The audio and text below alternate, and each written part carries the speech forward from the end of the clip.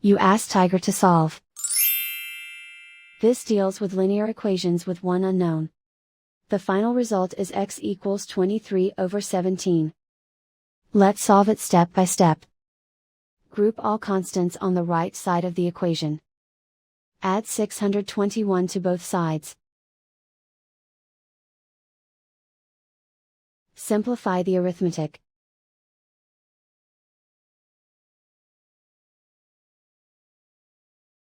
Isolate the x. Divide both sides by 459. Simplify the fraction. Find the greatest common factor of the numerator and denominator. Factor out and cancel the greatest common factor.